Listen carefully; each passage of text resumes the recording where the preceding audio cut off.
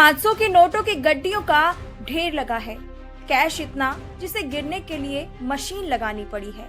Vigilance विभाग का पूरा अमला नोटों की गिनती करने में जुटा है। नोटों की एक एक गड्डी को मशीन में रखकर टोटल कैश की काउंटिंग की जा रही है। टेबल पर सोने चांदी के गहनों का ढेर लगा है। छापेमारी की ये तस्वीरें ओडिशा के भुवनेश्वर की हैं, जहां एक सरकारी चीफ इंजीनियर के घर पर जब विजिलेंस विभाग ने रेड की तो अधिकारियों के भी होश उड़ गए।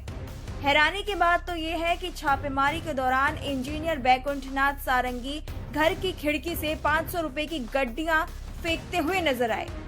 पूरा मामला क्या है आपको विस्तार से बताते हैं। ओडिशा में विजिलेंस डिपार्टमेंट ने 30 मई को एक चीफ इंजीनियर के 7 ठिकानों पर रेड की। इस दौरान उसके 2 घरों से 2 करोड़ से ज्यादा कैश बरामद हुआ। लाखों रुपए के सोने के गहने और महंगे कपड़े भी मिले हैं। इंजीनियर की पहचान ओडिशा सरकार के कर्मचारी बैकुंठनाथ सारंगी के रूप में हुई है। वह राज्य के ग्रामीण विकास विभाग में काम करता है।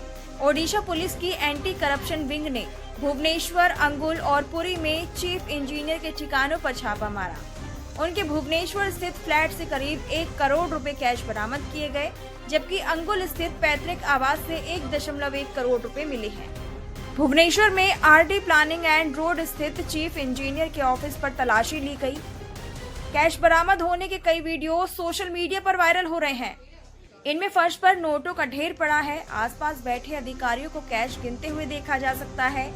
वहीं अगर बात करें बरामदगी की, तो अब तक 2 करोड़ से ज्यादा कैश, महंगे इलेक्ट्रॉनिक आइटम्स और लग्जरी फर्नीचर घर से बरामद हुए हैं।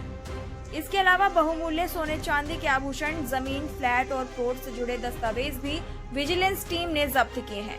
इसके अलावा चीफ इंजीनियर के कई बैंक खातों और लॉकर की भी जानकारी जुटाई जा रही है। ओडिशा के 4 शहरों भुवनेश्वर, कटक, पुरी और बालासोर में फैले कुल 7 ठिकानों पर सतर्कता विभाग की 7 टीमों ने एक साथ छापा मारा।